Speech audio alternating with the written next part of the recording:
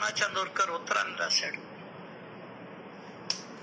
భీమాజీ ఎంతో మంచి వాడవడం వలన నానా బాధపడ్డాడు, అతని మనస్సు కరిగిపోయింది. తమాషా చూడండి, ఇక్కడ చాలా గొప్ప మాట రాస్తాడు. ఆయన ఏమని లెటర్ రాశాడు? భీమాజీ, మీ చరణాల వద్ద నాకు మనవి, మిమ్మల్ని కలుసుకోవాలని నాకు కోరికగా ఉంది. మరి కలుసుకున్నాడా? నన్ను కలుసుకున్న దాని వల్ల నీకేం ప్రయోజనం? నువ్వు ఎక్కడికి పోవాలనో అక్కడికి పంపిస్తే అది నీకు శ్రేయస్సు. నన్ను కలుసుకుంటే ఏమొస్తుంది? ఇద్దరు జోగులు కలిస్తే బూడిద రాస్తుంది.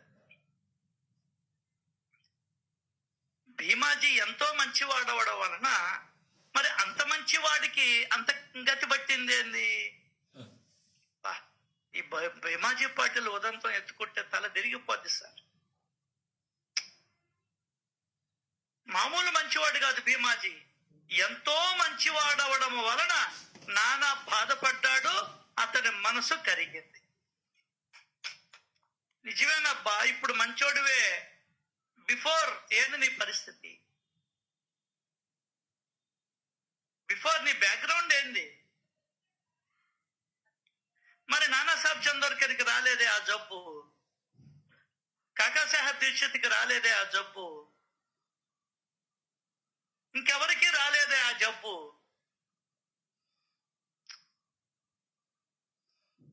ఆ ఊర్లో ఎంతో మంది ఉండరు, వాళ్ళకి ఎవరికి రాలేదే.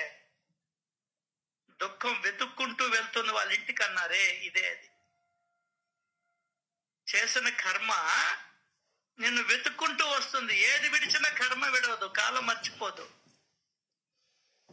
అది నీకు మళ్ళీ గాయాన్నే చేకూరుస్తుంది.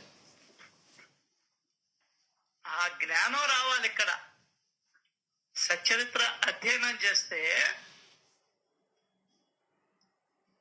సచ్చరిత్రని పారాయణ కాదు, అధ్యయనం చేస్తే, శ్రవణం చేస్తే ఇప్పుడు మంచితనం నీకు వచ్చేదానికి ఉపయోగపడుతుంది. దానికనే పూర్వ జన్మలో అతడు చేసినటువంటి పుణ్యకర్మల వలన ఈ జన్మలో వాడికి డబ్బు దశకం అంతా బాగొచ్చింది, నలుగురికి పెట్టేంత స్థాయి వచ్చింది, మంచి వాళ్ళతో బంధనం కలిసింది. చేసిన పాప కర్మ వలన క్షయవ్యాధి వచ్చింది.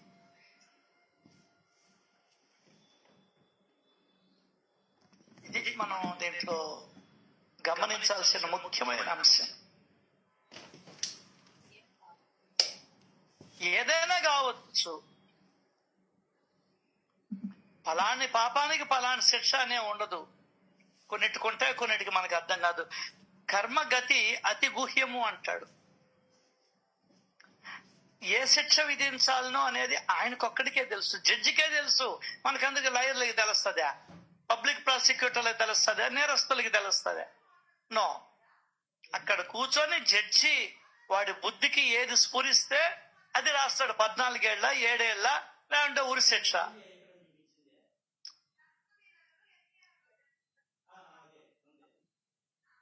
ఏదో పెద్ద పాపమే చేశాడు.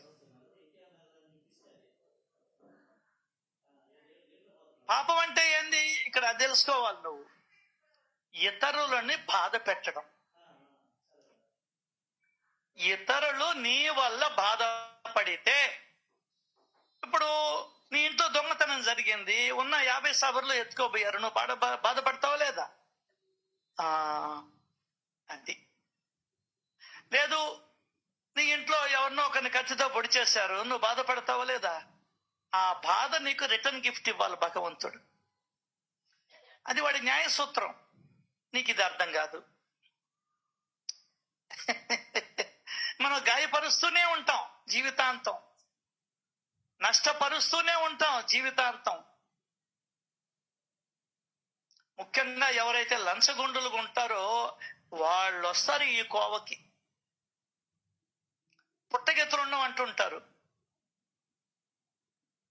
ఎందువల్లంటే ఎవడు ఇష్టంతో ఎవడు లంచం కష్టంతో ఇస్తాడు. ఆ కష్టాన్ని నువ్వు అనుభవించాలి. నీకు పని కావాలా? ఇస్తావు. నేరస్తులే అందరం. కానీ లేకుంటే నువ్వు శాంక్షన్ చేయకపోతివే, బాధతో ఇస్తావు. అదే దేవుడికి సంతోషంగా ఇస్తాం. ఉద్యోగం వచ్చింది ఒక సంతోషంగా ఇస్తాం. ఆ బాధని నీ చేత అనుభవింపజేయాలి. అదే కదా ఇప్పుడు తెలియదు. అక్కడికి పోతే చెప్తాడే. ఎందుకు ఇంక సచ్చరిత్ర? సచరిత్రను పట్టుకుంటే ఏమొస్తుందంటే జ్ఞానం వస్తుంది, అజ్ఞానం తొలగద్ది. ఒక్క భీమాజీ పాటిల్ ఉదంతం చాలు, ఓరమంట అన్ని చదవబడలే. ఒక్క పాము కప్ప ఉదంతం చాలు, ఒక గౌరీ ఉదంతం చాలు. ఇంతవరకు చాలు. నువ్వు నేర్చుకునే పని అయితే, నేను నేర్చుకునే పని అయితే.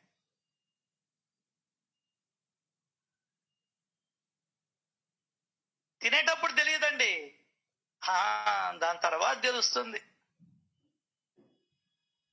ఆ కష్టమేందో నష్టమేందో. అది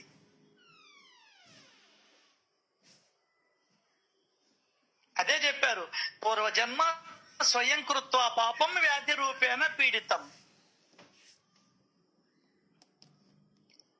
వ్యాధి రూపంలో మనల్ని పీడిస్తాయి. ఏంది? నేను చేసిన కర్మ. ఎప్పుడు? పూర్వజన్మలో. పూర్వజన్మలో ఏం చేయకపోతే ఈ జన్మలో కానీ చేస్తుంటే అది తగలుతుంది. కానీ 99.9% ఇప్పుడు మనం పూర్వజన్మలో చేసిందే మనం ఇప్పుడు అనుభవించే. పూర్వజన్మ లెక్కల ప్రకారమే మనం ఇప్పుడు జీవితాన్ని కొనసాగిస్తూ ఉంటాం. నిన్న రాత్రి నువ్వు తోడు పెట్టిందే ఈ రోజు, రేపు, ఎల్లుండి ఫ్రిడ్జ్ లో పెట్టుకొని తింటావు.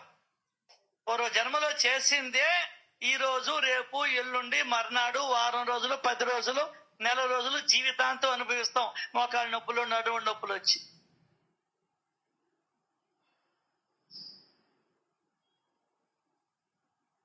దానికనే డూస్ డస్ నాట్ ఈ ఏందో తెలుసుకోవాలా. అయ్యొదిలేసి అదంటావు, ఇదంటావు, ఓ అమ్మ అది చేస్తావు, ఇది చేస్తావు.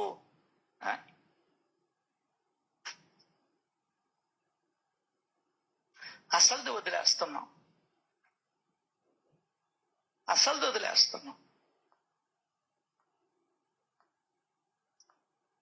అయితే ఒక చిన్న, ఈ జన్మలో వాడు మంచి కర్మలు చేసుకుంటున్నాడు కాబట్టి ఇటువంటి భగవద్భక్తులతో పరిచయం ఏర్పడేది.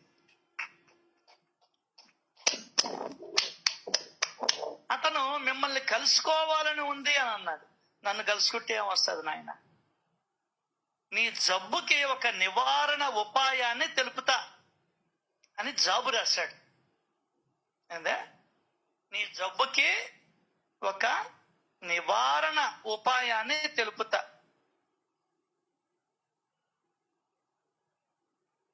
జాబు రాశాడు.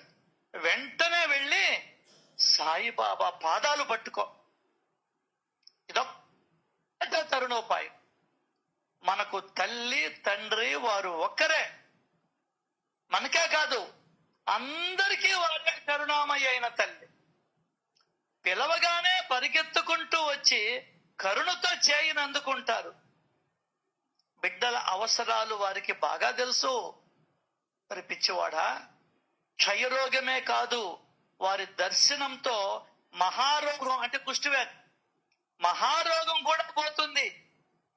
ఏమాత్రం సందేహం పెట్టుకోక వెళ్ళి వారి పాదాలను గట్టిగా పట్టుకో. అది నన్ను కలుసుకున్న దానివల్ల, నువ్వు నన్ను కలిసినా కలుసుకోకపోయినా నీ జబ్బుకి నేనేం చేయలేను. నివారణ ఉపాయం తెలుపుతున్నా. ముందర ఆ పని చేయ, తర్వాత ఎప్పుడైనా కలుసుకుంటా నేను. వెంటనే వెళ్ళు, లెట్ చేయబాక. వెంటనే వెళ్ళి సాయిబాబా పాదాలను గట్టిగా పట్టుకో. ఇంతకు మించిన తరుణోపాయం లేదు. ఇంకొక మాట చెప్తాడు, ఎవరు ఏది కోరితే అది ఇస్తానని వారు ప్రతిజ్ఞ పూనారు.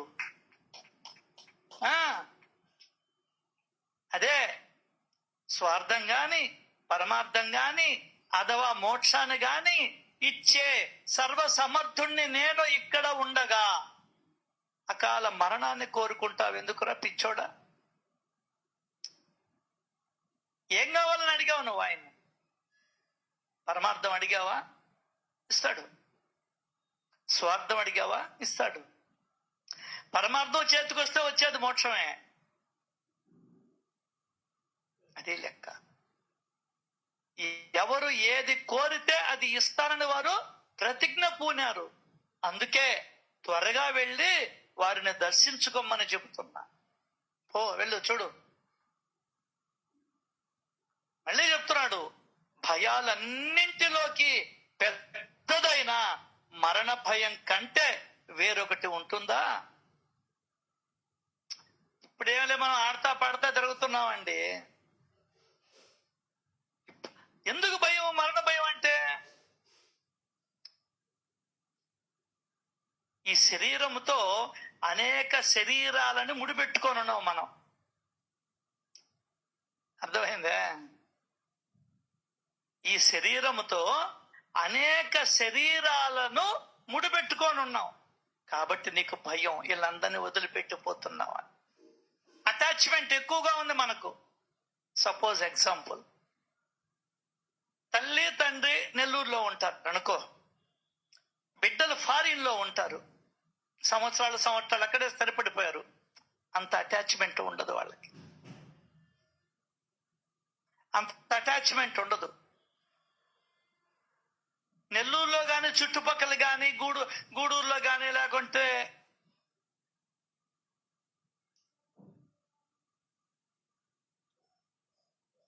మద్రాసులో కానీ ప్రతి శనివారం ఆదివారం వచ్చే వాళ్ళకు ఉన్నంత అటాచ్మెంట్ దూరంగా ఉండే వాళ్ళకి అటాచ్మెంట్ ఉండదు. ఫోన్ అటాచ్మెంట్ ఉంటుంది కాబట్టి వాళ్ళు పెద్దగా బాధపడరు. ఎస్, దూరంగా ఉంటే అటాచ్మెంట్ ఉండదు. ఎవరైనా దీనికి ఉదాహరణ, ప్రేమనగర్లో ఆమె కంటది నాగేశ్వరరావు అని. రే, నువ్వు నా కన్న తల్లివి కదా అంటే ఆయన వాడు చెప్తాడు అప్పుడు, ఎప్పుడమ్మా ఎవరమ్మా నన్ను కన్నది?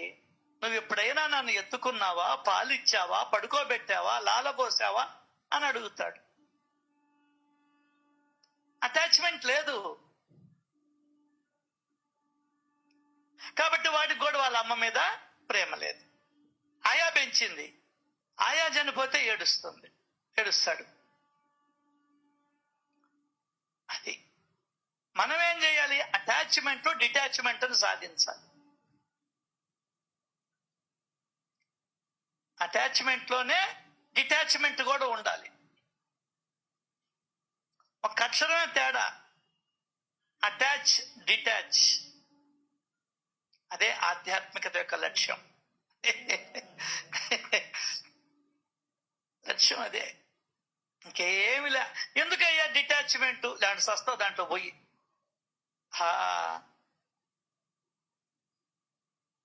ఒక మాట చాలు, ఒక కథ చాలతో నీకు జడబడుతుడు కదా. కాకపోతే అది మనసుకి ఎక్కల. ఇంకేమంటే పురాణాలు కదా చెప్పుకుంటూ ఉంటారులే వాళ్ళు, పుక్కిటి పురాణాలు అని తీసేసాం మనం. రేపు నువ్వు చెప్పుకోవాల్సి వస్తుంది. వద్దని చెప్పానే, 6వ నెల నుంచి నీకు బొమ్మను చూపిస్తాడు. ఏ జన్మ పుట్టినప్పటి నుండి ఇప్పటిదాకా భూమి మీదకి ఏ జన్మనైనా రాని, పక్షి గాని, పశువు గాని, పాము గాని, కప్ప గాని, నక్క గాని, పులి గాని, సింహం గాని, ఏనుగు గాని, కుందేలు పిల్ల గాని, మనిషి గాని, మనిషి తర్వాత మళ్ళీ జీవ జంతువు చీమ గాని, అంత రీలు నీకు గిర్రం తిరగద్ది సినిమాలో చూపిస్తుంటారే. ఈ 6 నెలల నుంచి 9 నెలల దాకా నువ్వు ఎదురుగుతా ఉంటావు. అప్పుడు అనుకొని ఏమి లాభం లే. అదేదో ఇప్పుడే అనుకో అంటుంటారు. అబ్బా, అసలు ఎందుకు పెళ్లి చేసుకున్నానా అని. 2-3 బిడ్డల్ని కన్న తర్వాత ఇప్పుడంటే ఏం లాభం? పెళ్లికి ముందరుండాలి ఆ జ్ఞానం. నీకు అన్ని జన్మలు గుర్తుకొస్తాయి. ఊరే ఎంత అటాచ్మెంట్ లో ఉండి ఇక్కడ పుట్టానా నేను, ఓహో ఇదే నా రుణానుబంధం అంటే.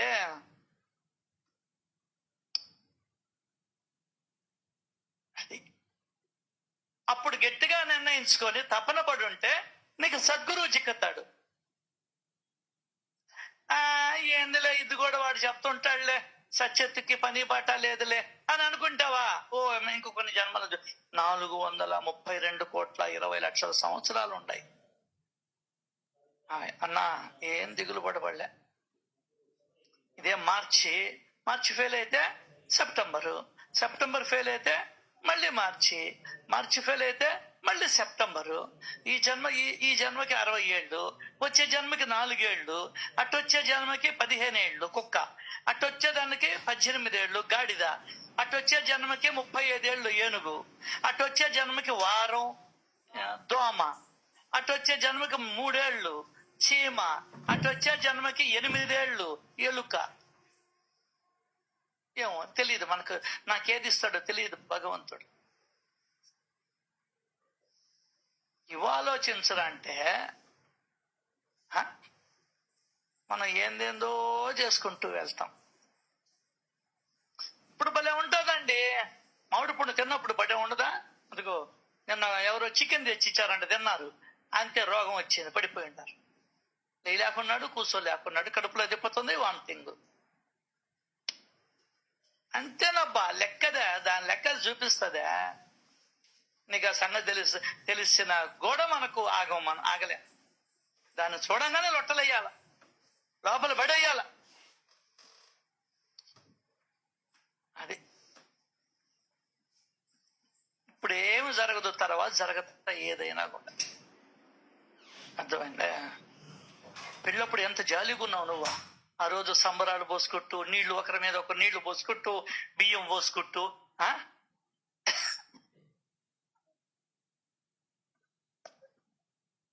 అందులో కొత్త పిల్లం, అందులో తెల్లగా చిక్కిన ఇంకేమిలే.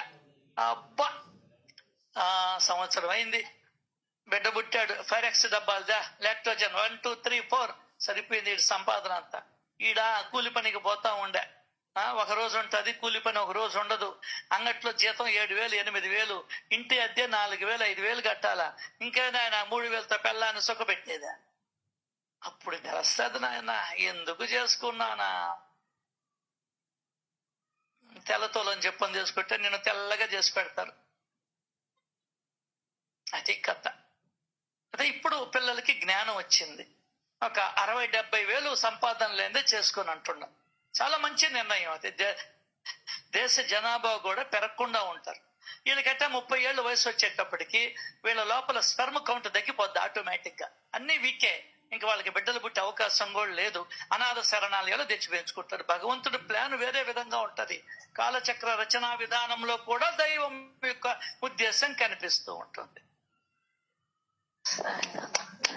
40 ఏళ్ళకే బిడ్డలండి, ఇంకా ఇదేమన్నా బాబా ఆజ్ఞ 50 ఏళ్లలో బిడ్డలు కనేదానిక?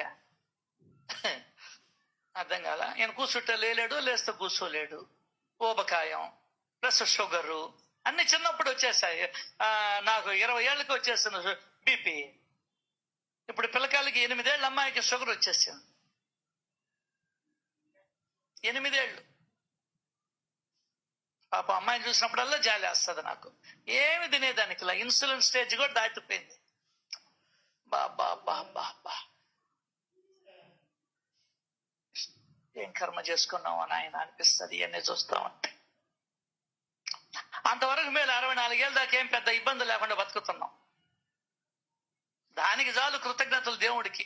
ఆ కాలు చెయ్యో ఎరగకుండా, నడుమట పోకుండా, యూరిన్ పోకపోతే ట్యూబ్ ఒకటేసి ఆ డొప్ప జోబులో పెట్టుకొని తిరగకుండా, అంతవరకు కృతజ్ఞతలు చెప్పు దేవుడికి. ఇంకేం పడలేదు. 3 పూట్ల తిన్నా, 1 పూట తిన్నదాన్ని అరగుతుంది, అంతవరకు చాలు నీకు. అర్థం కదా? ఏదో ఒక బియ్యం ఉండే, స్టోర్ బియ్యం ఉండయో, ఇవి ఉండయో, అవి ఉండయో, ఏదో ఒకటి. అదే మనం ఆలోచించాల్సింది. ఇవన్నీ నీకు 13వ అధ్యాయం వచ్చేటప్పటికి నీకు ఫుల్ గా ఎక్కేస్తుండాలి జ్ఞానం. ఏందా జ్ఞానం? అది 10వ అధ్యాయానికి నీకు అర్థమైపోయి ఉండాలా. 13వ అధ్యాయానికి వచ్చేటప్పటికి ఇంకొద్దురా బాబు, సంసారమే వద్దు నాయన. ప్రభాస్ వచ్చినా వద్దు, పూజ హెగ్డే వచ్చినా వద్దు నాయన. అది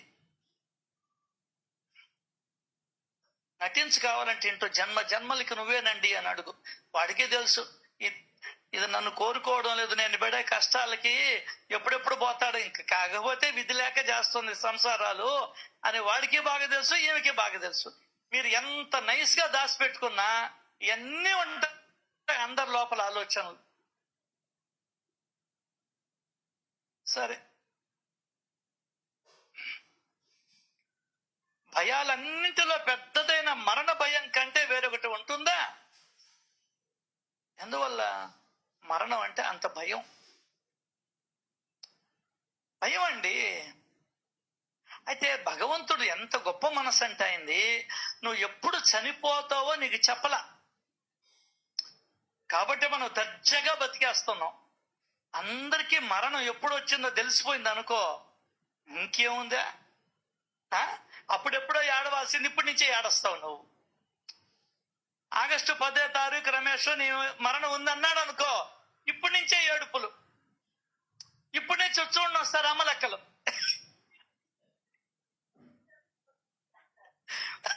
అదే ఆడవాళ్ళైతే పూలు పండుగ ఇప్పుడు అదే చేస్తారు.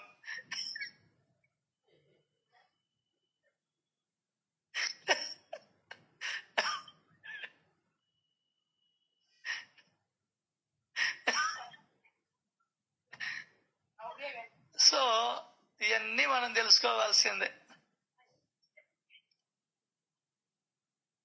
వెళ్ళు, సాయి చరణాలకు గట్టిగా పట్టుకో, ఒరొక్కరే నిన్ను నిర్భయుణ్ణి చేస్తారు. భయం లేదు. మృత్యు వస్తే రా అని పిలుస్తావు నువ్వు సాయిబాబాని గాని ఆశ్రయిస్తే. అసలు దేవుణ్ణి నమ్మిన వాడికి భయం ఎక్కడ ఉంటుందండి? దేవుడి మీద విశ్వాసం ఉన్నవాడికి అసలు భయం అనేది ఉండకూడదు. అది నాకు తెలిసి ప్రపంచంలో నమ్మింది ఒక్కడే, ప్రహ్లాదుడు. ఏనుగు వస్తున్నా ఓకే కమాన్ అన్నాడు, సింహం వస్తున్నా కమాన్ అన్నాడు, పాములు వస్తున్నా కమాన్ అన్నాడు. అర్థం కాల? అది విశ్వాసం ఉంది ఆయనకి.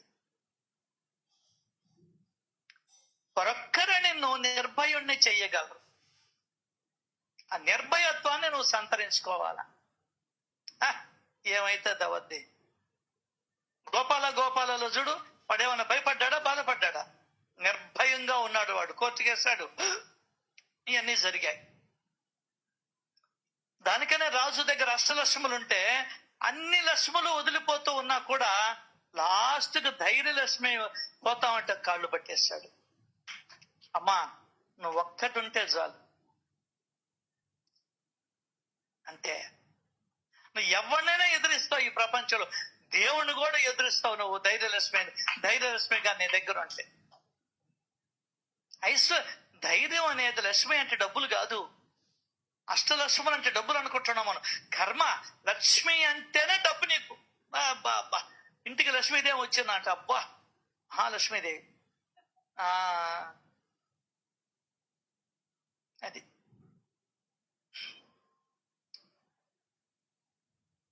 లక్ష్మి అంటే ఐశ్వర్యం. ఈ ధైర్యం అనే ఐశ్వర్యం ఉండింది అనుకో, ఏ ఊర్లోకైనా పోయి బతకగలవు, ఎక్కడైనా ఉండగలవు, ఎక్కడైనా జీవితాన్ని కొనసాగించగలవు. అది ధైర్యలక్ష్మి అంటే. సరే, ఒరొక్కరే నిన్ను నిర్భయుణ్ణి చేస్తారు. నువ్వు సచ్చరిత్ర పూర్తయ్యే లోపల ఎట్టున్నా తెలుసు, నువ్వు నడుస్తుంటే నీ వెనకాల 1000 మంది రావాలా నిర్భయంగా. వీడు సాయిబాబా నమ్ముకున్నాడు రా, వీడికి భయమే లేదురా అని సాయిబాబాకి నువ్వు గొప్ప పేరు తేవాలి. ఆయన మన వీధిలోకి లాగుతుంటుంది. రివర్స్ గేరే మందంతా వెనక్కిపోతూ ఉంది ఇండియా, ముందర గద్దు వెనక్కి.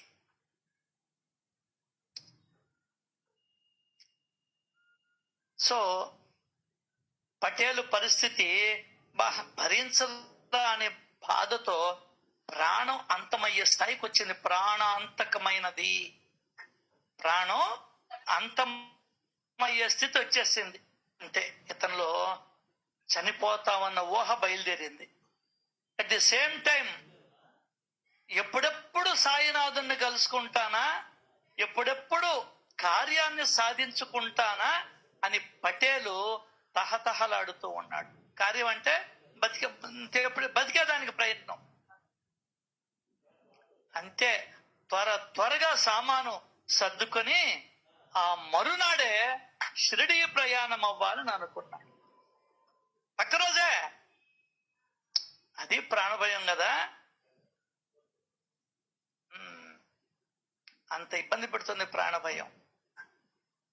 గుండె నొప్పి వచ్చింది, ఉదయం పొట్లం తెలియదు నీకు అప్పుడు. హాస్పిటల్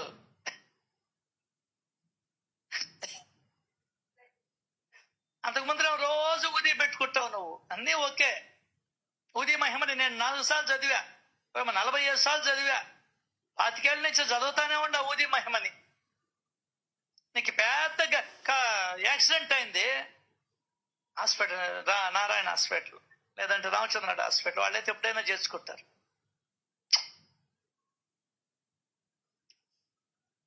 అట్ట వెంటనే ప్రయాణమయ్యాడు.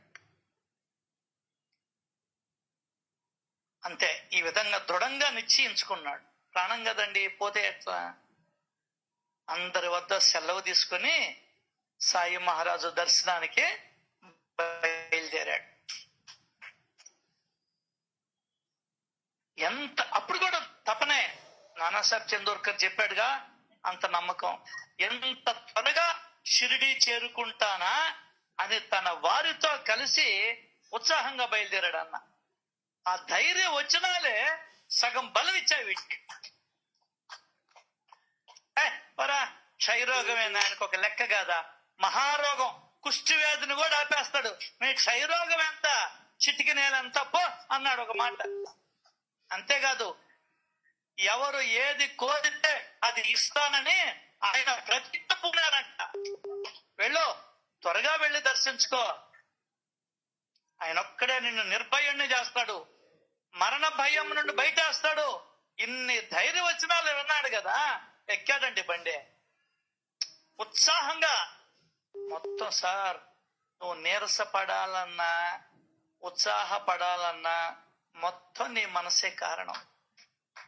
నువ్వు నవ్వాలన్నా ఏడవాలన్నా నీ మనసే కారణం. నీకు నువ్వే ప్రోత్సాహాన్ని ఇచ్చుకోవాలి. అర్థం కాల? దిగాలుగా నడవబాక, గట్టిగా స్ట్రైట్ గా నిలబడు. ఒళ్ళు విరుచుకుంటూ నడు. అది నడవడం అంటే. గూనేసుకొని టింగు టింగు టంగు టంగు అంటే నడుస్తాం కాదు. అర్థమైందా? కొంతమంది వంగిపోయి నడుస్తారు. అట్లా కాదు. ఒక టీవీ, ఎవడీడు ఇంత టీవీగా నడుస్తున్నాడు? సాయిబాబా భక్తుడీడు.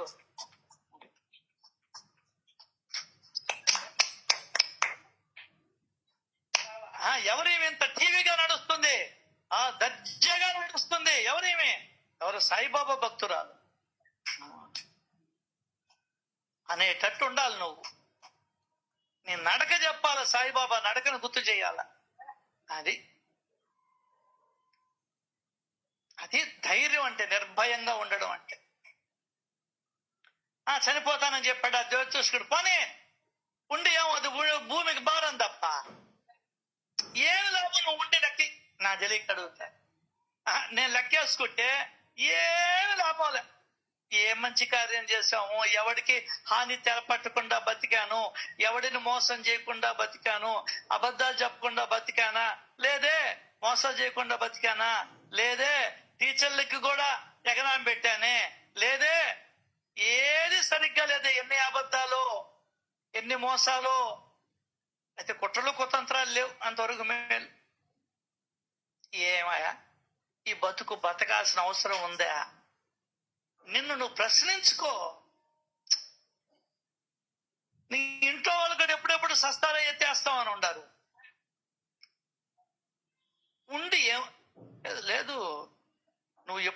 ప్రశ్నించుకుంటావో అప్పుడు భయం తగ్గద్ది.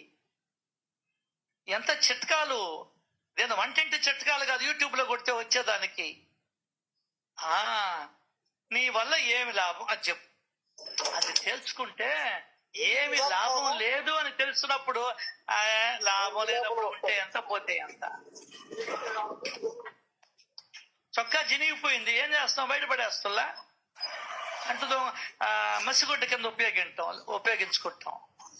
ఇప్పుడు అవి కూడా పోయినాయి. మసిగుడ్డకి సపరేట్ గా క్లాత్లు అమ్ముతున్నారు, అవి తీసుకొని వచ్చి వాడుతున్నారు ఇళ్లలో.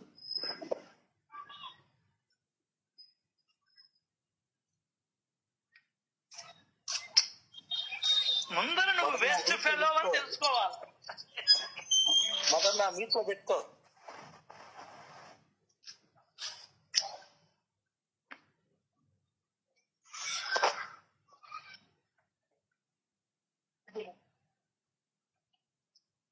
ఎందుకు తెలుసుకోవాలంటే వేస్ట్ ఫెలోకి అహంకారం ఎందుకు? అర్థం కాదా? ఎందుకు అహంకారం అని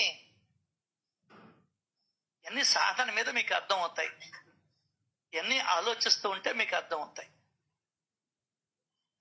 ఏం చెయ్యాలో చెప్పు నువ్వు ఉండి.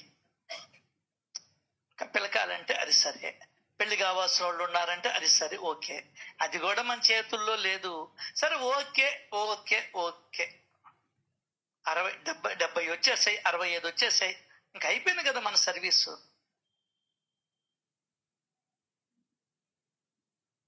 ఆ ధ్యాసలో ఉండాలి నువ్వు.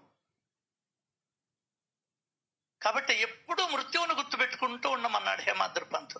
అదే మన అదృష్టమో దురదృష్టమో గాని అసలు సంవత్సరానికి ఒక్కసారి కూడా గుర్తుపెట్టుకో. తమాషా ఎందుకు తెలుసా, శవం దగ్గరికి పోయినా కూడా నేను రేపు పోతాను అనేది కూడా తెలియదు వీడికి. ఆమెకి గాని వాడికి గాని అక్కడ కూర్చొని ఉండే వాళ్ళకి గాని చూసేదో దండం పెట్టుకొని వస్తాం గాని రేపు కూడా నన్ను అట్లా బండేస్తారు అనే స్పృహ కూడా రాదు నీకు అక్కడికి. అదే పెద్ద మాయ. ఏందే ఆది మాయ అంటే అదే. అది మనం తెలుసుకోవాల్సింది. అతని బండి మసీదు పక్కన ముందర ద్వారం ఉందే, అక్కడికి పోయింది. ఈ భీమాజీని నలుగురు మోసుకొని పైకి తీసుకొచ్చారు. నలుగురు అంటే ఒక శవం లాగా వచ్చినాడు అన్న.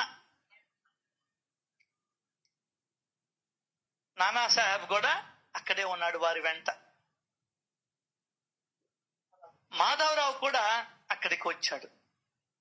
అంతే కదా, బండి వచ్చి ఏదో శవాన్ని తిప్పినట్టు నలుగురు ఎత్తుకొని దించుతుంటే స్ట్రక్చర్లు అవన్నీ లేవు కదా అప్పట్లా. శ్యామాన్ని తీసుకొని వచ్చేటప్పటికి శ్యామ కూడా అక్కడే ఉన్నాడు. అతని ద్వారా బాబాను కలుసుకోవడం అందరికీ సులభం. నేరుగా శ్యామ వెళ్ళి, ఇదిగో ఇక్కడ ఒక అద్భుతమైన సీన్ ఉంది, కనపడని సీన్ అది. ఏదే కనపడని సీను. అక్కడ ఎవరున్నారు? నానాసాహెబ్ చందోర్కర్ ఉన్నాడు. మళ్ళీ ఎవరున్నారు? శ్యామ ఉన్నాడు. అంటే నానాసాహెబ్ చందోర్కర్కి ఉత్తరం అందింది, నేను ఇట్లా వెళ్తున్నాను అని. నిన్ను కలుసుకోవాలని కోరిక ఉంది కదా అన్నాడు కదా. ఆయన వచ్చి ఉన్నాడు, కూర్చొని ఉన్నాడు. నానాసాహెబ్ చందోర్కర్కి శ్యామకి చెప్పాడు, ఇట్లా మనోడు వస్తాడు, చాలా మంచివాడు శ్యామ అని చెప్పుంటాడు. ఖచ్చితంగా వీడిని బండిలో దించుతుంటే ఈయన బరబరా పోయి ఎవరి దగ్గరికి పోయి, బాబా దగ్గరికి పోయి, అయ్యా ఇట్లా భీమాజీ పార్టీలు వస్తున్నాడు, నానాసాహెబ్ చందోర్కర్ చెప్పాడు మీ దగ్గరికి రమ్మని అని వివరంగా చెప్పుకున్నాడు. ఎందువల్ల ఇంత చెప్పాల్సి వచ్చిందంటే అతని ద్వారా బాబాను కలుసుకోవడం అందరికీ సులభం.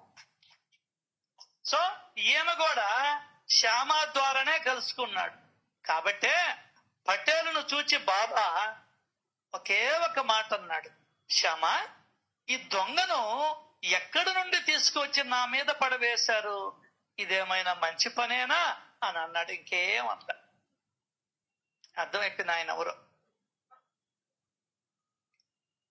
ఏందే ఈ దొంగను ఎక్కడి నుంచి తీసుకొచ్చి నా మీద పడవేశారు, ఇదేమైనా మంచి పనేనా అది అని అన్నాడు. ఎప్పుడైతే ఈ మాట అన్నాడో వణికిపోయాడండి మన భీమాజీ. వెంటనే పాదాలు పట్టుకొని తల నానిచ్చి, సాయినాథా నేను అనాథను, నన్ను కరుణించండి, దీననాథా నన్ను రక్షించండి అని వేడుకున్నాడండి. ఎప్పుడైతే వీడు శరణాగతి చెందాడో పటేలు యొక్క బాధను చూచిన సాయినాథునికి దయ కలిగింది. ఏం కలిగింది? దయ కలిగింది. అంతే. అక్కడ ఒక పదం వేస్తాడు, అంతే తన బాధ తక్షణం ఉపశమనం అవుతుంది అని పటేలుకు విశ్వాసం ఏర్పడింది. దయ కలిగింది. ఆ చూపు చెప్పేసింది, బాబా దృష్టి చెప్పేసింది. ఏమని? ఖచ్చితంగా నాకు బాగైపోతుంది. ఎందువల్లంటే బాబా యొక్క పటేలు బాధను చూచి బాబా యొక్క మనసు కరిగి దయ కలిగింది. ఆ దయను చూచిన వాడు, ఆ కరుణారసపూరిత కళ్ళను చూచినటువంటి వాడు మన భీమాజీ పాటిల్. అమ్మకి సిఫార్సు చేసినప్పుడు, అమ్మ బిడ్డకి సిఫార్సు చేసినప్పుడు నాయన దగ్గర కళ్ళెత్తి చూస్తుంది, వాడు మౌనంగా ఉంటాడు అనుకుని వెళ్ళిపోమంటుంది. వాడు అర్థం చేసుకుని వెళ్ళిపోతాడు, ఓకే సినిమా గ్రాంటెడ్ అని. అది రైట్. ఒక నమ్మకం ఏర్పడిందండి. భీమాజీ యొక్క అస్వస్థతను గమనించి, ఒరే అప్పుడేమో భలే ఉండింది, ఇప్పుడు అవసరపడేది నువ్వే కదా. అదే చెప్పింది ఆయన, మీరు చేసే పనుల గురించి మీకు బాగా తెలుసు, నాకు మాత్రం అహర్నిశలు మీ గురించే చింత. నీకేమో చేసేస్తావు, దొంగతనమో ఇంకొకటో ఇంకొకటో ఇంకొకటో మోసమో అబద్ధమో ఏదో ఒకటి చేసేస్తావు. తర్వాత బాధపడేది నువ్వు అని నాకు తెలుసు, నీకు తెలియదు. అందే తెలీదు మనకు. అంత అజ్ఞానంలో ఉన్నాం. అంటే అంత అజ్ఞానంలో ఉన్నాం మనం. తప్పు మీద తప్పు, తప్పు మీద తప్పు చేసుకుంటూనే వెళ్తూ ఉన్నాం. అంతవరకు మనం మీకు ఎందుకు పంచుకుంటానంటే, మనం మేలు. మనమేమో దోపిడీదారులం కాదు, హత్యలు చేసేవాళ్ళం కాదు, మానభంగాలు చేసేవాళ్ళం కాదు, దొంగతనాలు చేసేవాళ్ళం కాదు, బల్ల కింద చేతులు పెట్టేవాళ్ళం కాదు, మోసాలు చేస్తూ బతకడంలే. 100కి 80 క్వాలిటీస్ మన దగ్గర ఉండేది, 80-90. ఇంకా ఆ 10 to 15 మనం మార్చుకుంటే చాలు, ఇంకా జన్మకి రాబడలేను. అయితే నువ్వు కోరుకోవాలా, జనన మరణ చక్రం నుండి తప్పించుకోవాలని కోరుకునే వారికి ఈ సచ్చరిత్ర అద్భుతంగా ఉపయోగపడుతుంది. లేదంటే పెద్దగా ఉపయోగం ఉండదు. నువ్వు పరిశీలన చేసుకో. మనం ఏమి ఇబ్బంది పెట్టలే, కాకపోతే దానం చేయకపోవచ్చు, అది వేరే సంగతి. ఎవరిని ఇబ్బంది పెట్టలా, మోసాలు చేయలా, అబద్ధాలు చెప్పలా. ఇంకా ఎప్పుడైనా ఏదైనా అవసరం అయితే చిన్నప్పుడైనా సరే ఫ్రెండ్కి పెన్సిల్ ఇచ్చాం, పెన్ ఇచ్చాం, రాసుకునేటప్పుడు చూసి కాపీ వెనకాల కొడతాడంటే పేపర్ ఇటు పక్కన పెట్టాం, వాడు చూసి రాశాడు నీ పేపర్ని, నువ్వే యథోగంగా రాసావో వాడు అది చూసి రాశాడు. కాబట్టి ఇద్దరు ఫెయిల్ అయి కూర్చున్నారు. సరే ఉన్న ఇబ్బందులే. ఇంకా 20% మనం సాధించాల్సింది. అర్థమైందే? అది అది ఆ కరిగే గుణమే దయ. మనస్సు కరుగుతుందే, దాని పేరే దయ. ఒకరి బాధను చూచి, అది ఏ బాధ అయినా కానీ, అంటే ఏ బాధ అయినా కానీ వాళ్ళ బాధను చూచి నీకు అయ్యో అని అనిపించాలి, అంతే. That's all. అనిపించినప్పుడు జోబులో చేయి పెడతాం, అది లెక్క. చిన్న చిరునవ్వు నవ్వాడు. ఎవరు? బాబా. అదే వాడంత అల్లాడుతుంటే నవ్వు చూడు, పిల్లికి చెలగాటం, ఎలుక్కి ప్రాణ సంకటం. మందహాస వదనంతో ఎందుకు వేస్తాడు ఆ విధంగా? నా దగ్గరికి వచ్చేసావు, ఇంకేముందిరా నీక? అర్థం కదా? మందహాస వదనంతో కూర్చో, ఏం భయపడుకో, బుద్ధిమంతులు కలవరపడరు. అయిన దానికి కాని దానికి కలవరం. పిల్లోడు వస్తున్నాడు, పిల్లోడు ఆ సైకిల్ యాక్సిడెంట్ అయింది, గోక్కున్నది, ఓయమ్మ గోక్కున్నది నా బిడ్డకి అని కలవరం ఈమెకి గాని ఆయనకి గాని. ఫెయిల్ అయ్యారు, కలవరపడరు.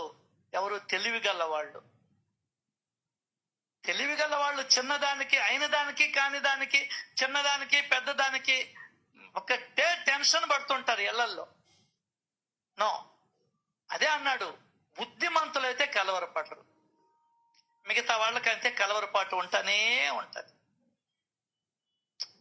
ఎట్లా ఉంటదంటే, ఎగ్జాంపుల్, నీ దగ్గర ఇంట్లో ఏమి లేకుండా నగలు బ్యాంక్ లాకర్లో ఉన్నాయనుకో, ఒంటి మీద ఒక ఇదల్లా పసుపు తాడు ఉండిందనుకో, నీకు భయం ఉంటుందా? కలవరం ఉంటుందా? ఉండదు. తలుపులు తీసైనా పడుకొని నిద్రపోతావు, దోమలు రాకుండా ఉంటే. అదే అన్ని ఇంట్లో ఉంటే కలవరమే. అది లెక్క. బుద్ధిమంతులు కలవరపడరు. దేనికి కలవరపడరు. ఎట్లా జరగాలి అటు జరగదులే అబ్బా. షిరిడీలో అడుగు పెట్టగానే నువ్వు అనుభవించవలసిన కర్మ అంతమైంది. ఓ, లాస్ట్ ఇక్కడికి వచ్చావు, నీ కర్మ ఏమైంది అంటే, కర్మకి ముగింపు ఉంటుంది. అది ఎట్టైనా గాని సావుతో అయినా ముగింపు ఉంటుంది. మధ్యలో రోగం తగ్గిపోతుంది. ఏదో ఒక విధంగా చేసిన పనికి ముగింపు ఉంటుంది, తప్పదు. సినిమా అంటే శుభం కాక పడాల్సిందే. నేను రోజంతా కూర్చోబెట్టి సినిమా చూపించరు. కంఠము వరకు కష్టాలలో మునిగి ఉన్న, మహామహా బాధల గోతులలో పాతుకుపోయిన ఈ మసీదు మాత మెట్లు ఎక్కిన వారు సుఖాన్ని అధిరోహించినట్లే అని గ్రహించు. కంట వరకు కష్టాలలో మునిగి ఉన్న, మహామహా బాధల గోతులలో పాతుకుపోయిన ఈ మసీదు మాత మెట్లు ఎక్కిన వారు సుఖాన్ని అధిరోహించినట్లే అని గ్రహించు. ఉండొచ్చు నీకు ఎన్నో కష్టాలు, నష్టాలు, ఇబ్బందులు, ఆర్థిక సమస్యలు, శారీరక సమస్యలు, మానసిక సమస్యలు. సత్యతను పట్టుకో, అన్ని పోతాయి. ఒక రోజుకు పోదు, 2 రోజులకు పోదు, 3 రోజులకు పోదు, వారం, 10 రోజులు, 20 రోజులు, నెల రోజులు, 2 నెలలు, 3 నెలలు, 6 నెలలు వెళ్ళిపోతావు నువ్వు ఆ స్టైల్. దానికని ఈరోజు ఒక మెసేజ్ పెట్టున్నా, చూసామో లేదు?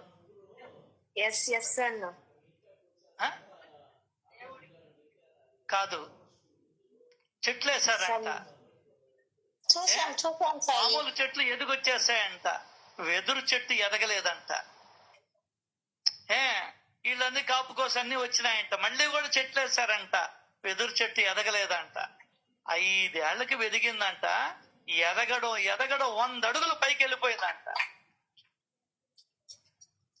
మరి 5 ఏళ్ళు ఏం చేసిందంటే, అంత ఎత్తు ఎదిగినా కూడా నిలబడేదానికి కావలసిన ఫౌండేషను తనలో ఉన్నటువంటి ఆత్మ ఏం చేసింది, దాన్ని భూమిలోకి లోపలికి దించేసిందండి.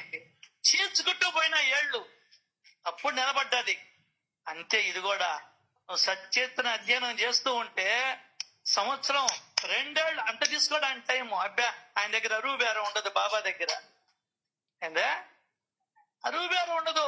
నువ్వు ఆమె చనిపోయింది 6 నెలలకే కోలుకునిల్లా, 2 నెలలకే కోలుకునిల్లా, ఎక్కువ అరువు బేరం ఉండదు. అయితే నువ్వు దాంట్లో మునగాల, నమ్మకం ఉండాలా, శ్రద్ధ ఉండాలా, ఏకాగ్రత ఉండాలా, ఇష్టం ఉండాలా, ప్రేమ ఉండాలా. ఇవన్నీ ఉన్నప్పుడు నువ్వు బ్రహ్మాండంగా ఎదిగిపోతావు, నీకు సుఖాన్ని ఇస్తుంది. ఈ మసీదు మాత మెట్లు ఎక్కిన వారు సుఖాన్ని అధిరోహించినట్లే అని గ్రహించు ముందర. అండర్స్టాండ్? ఇక్కడి ఫకీరు చాలా దయాళు.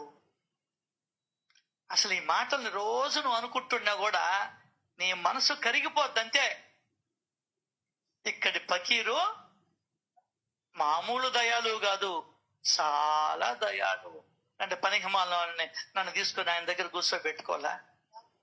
అర్థమైందా? నీ వేదను నిర్మూలించి ప్రేమతో సంరక్షిస్తాడు. ఏదైతే నువ్వు బాధపడుతున్నావో ఆ బాధ నుండి నేను బయట వేస్తాడు భగవంతుడు. ఇక్కడ ఉండే మసీదులో ఉండే వారు అందరి పట్ల కారుణ్యమూర్తి. నీ పట్ల కాదు రోయ్, అందరి పట్ల వారు కారుణ్యమూర్తి. అందువలన నీవు నిశ్చింతగా భీమాబాయి ఇంట్లో ఉండు. 1-2 రోజులలో నీకు స్వస్థత చేకూరుతుంది. చలో, అయిపోయింది నీ పని. కన్సల్టేషన్ ఫీజు లేదు, ఏమి లే, రికమెండేషన్ లెటర్ లేదు. ఇంకొండ బాక మళ్ళీ వేరే వాళ్ళు ఉండాలి నీ వెనకాల. ఇక వెళ్ళు అన్నా. ఎట్లా వెళ్ళా నువ్వు? చెప్పేశాడు, నిశ్చింతగా భీమాబాయి ఇంట్లో ఉండు. ఎప్పుడైతే నిశ్చింతగా అన్నాడో, నలుగురు కలిసి మోసుకొని వచ్చినటువంటి వాడు లేచి నిలబడి వెళ్ళాడు. అప్పుడు ఆలోచించాడు.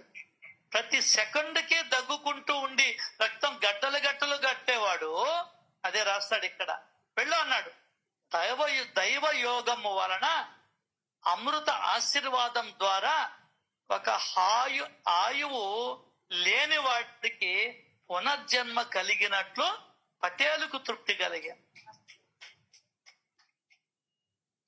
మరణాన్ముఖునకు అమృతపానం లభించినట్లు, దప్పికగొన్న వాడికి మంచినీరు దొరికినట్లు సాయి నోటి నుండి వెడలిన వచనాలు పటేలు మనసుకు శాంతిని కలిగించాయి. ప్రతి 5 నిమిషాలకి అతని నోటి నుండి రక్తపు గడ్డలు పడేవి. కానీ బాబా ఎదుట 1 గంట సేపు కూర్చున్నా ఒక్కసారి కూడా దగ్గురాలా, ఒక్క గడ్డ కూడా పడలా, ఏం కాల. బాబా దానికనే చెప్పేది, నీకు బాగలేనప్పుడు మనం సత్సంగాలకి ఎగ్గొడతాం. మెయిన్ అది కాదులే రీజన్, దాని వెనకాల ఇంకొక రీజన్ ఉంటది. అసలు నువ్వు సత్సంగాలకు వచ్చి కూర్చుంటే నీ జబ్బు ఎగిరిపోద్ది.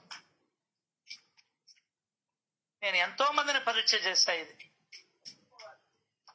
బాబా అతని జబ్బును పరీక్ష చేయలే. ఏ కారణంగా ఆ రోగం పుట్టుకు వచ్చింది అని ప్రశ్నించను లే. కేవలం ఆయన దయా దృష్టితో రోగం వెంటనే తొలగిపోయింది. వారి కరుణా కటాక్షం ఉంటే చాలు, ఎండిపోయిన మోడు కూడా చిగురుస్తుంది. వసంత ఋతువు కాకున్నా పూలు వికసించి రమణీయమైన ఫలాలను ఇస్తాయి. అంటే మామిడి పండు సీజన్ కాకున్నా డిసెంబర్లో కూడా నీకు మామిడి పండ్లు చిక్కుతాయి, సెప్టెంబర్లో కూడా నీకు మామిడి పండ్లు చిక్కుతాయి. ఎప్పుడు? ఆయన దయ ఉంటే, ఆయన కృప ఉంటే. మళ్ళీ చెప్తున్నాడు, రోగం గాని ఆరోగ్యం గాని పుణ్యపాపాలు నశించిపోవాలి. ఎవరి కర్మను వారు అనుభవించడం తప్ప వేరే ఉపాయం లేదు. కర్మను అనుభవించడం మాత్రమే రోగం నశించడానికి మార్గం. జన్మలలోనూ ఇదే తప్పక జరుగుతుంది. అంటే జన్మలు ఉన్నాయని చెప్తున్నాడు ఇక్కడ. జన్మలలోనూ నువ్వైనా నేనైనా ఈ భూమి మీద పెట్టిన ప్రతి జీవి అయినా కర్మను అనుభవించడం తప్ప వేరే మార్గం లేదు. కాబట్టే కర్మలో ఎట్లా ఉండాలో చూసుకోవాలా. ఇల్లు ఎట్లా ఉండదో, ఎట్లా కడుతున్నాడో ఇంజనీర్ కాదు చూసుకోవాల్సింది. పిల్లవాడు ఎట్లా చదువుతున్నాడో కాదు చూసుకోవాల్సింది. పిల్లం కట్టుకోబోయాము నల్లగా ఉందే తెల్లగా ఉందా అని చూసుకోకాదు, అది కాదు కావాల్సింది. పెద్ద టీవీ తెచ్చుకుంటామా చిన్న టీవీ తెచ్చుకుంటామా కాదు కావాల్సింది. 10,000లో ఫోన్ కొంటామా 40,000లో ఫోన్ కొంటామా ఇది కాదు చూడాల్సింది. అర్థమైందా? ఈరోజు హోటల్ నుంచి తెప్పించుకుంటామా ఇంట్లో చేసుకొని తింటామా ఇవి కాదు ఆలోచించాల్సింది. చేసే కర్మ ఎట్లా ఉంది ఏందే, ఉదయం నుంచి రాత్రి దాకా నువ్వు చేసే పని వల్ల ఎవరైనా బాధపడుతున్నారా? ఎవరైనా కష్టపడుతున్నారా? ఎవరైనా ఇబ్బంది పడుతున్నారా? ఎవరైనా నష్టపోతున్నారా? ఇది నువ్వు గమనించాల్సింది. నామం చెప్పడం కూడా పక్కన పెట్టు. ఎవరు చెప్పమన్నాడు నేను నామం? నువ్వు సత్కర్మ చేయ, భగవంతుడు నీ వెంట ఉంటాడు. పనులలోనా సాయి బాబే, పనితనములోనా సాయి బాబే. ఎవరిని బాధ పెట్టబాక. నీ చేతల వల్ల గాని, నీ చర్యల వల్ల గాని ఎవరిని మనం ఇబ్బంది పెట్టకూడనటువంటి కర్మలు చేయాల. అప్పుడు నీకు రోగాలు వచ్చేదానికి అవకాశమే లేదు లేదు లేదు లేదు. మనం అనుకుంటుంటాం వాళ్ళు ఆరోగ్యంగా ఉన్నారు, వాళ్ళు ఏమి లేదు, వాళ్ళు మంచి తిండి తిన్నారని కాదు అర్థం. మంచి కర్మలు చేశారు వారు జన్మలో, కాబట్టి 80 ఏళ్ళు వచ్చిన వాళ్ళకి షుగర్లు లేవు, బీపీలు లేవు. మంచి కర్మలు చేసుకున్నారు వాళ్ళు. అదే 40 ఏళ్ళ వాటికి అన్నీ ఉన్నాయి రోగాలు. అదే 70 ఏళ్ళ వాటికి అన్నీ ఉంటాయి రోగాలు. అదే చెప్తాడు ఇక్కడ, రోగం గాని ఆరోగ్యం గాని పుణ్య పాపాలు ఉంటేనే వస్తాయి. ఆరోగ్యం అంటే పుణ్యం, అనారోగ్యం అంటే రోగం అంటే పాపం. అయిపోయింది. పాపం అంటే ఏంది? ఒకరిని ఇబ్బంది పెట్టడం, శారీరకంగా మానసికంగా. మనస వాచ కర్మణ. మనసుతోటి, నోరు వాచకంతో, కర్మణ పనులతోటి. నువ్వు చేసే పనులతోటి ఇబ్బంది పెట్టకూడదు. ఇంట్లో వాళ్ళని గాని బయట వాళ్ళని గాని ఎవరిని ఇబ్బంది పెట్టినా అది నీకే ముప్పు. అది తెలియడం లే మనకు. నాకే ముప్పు.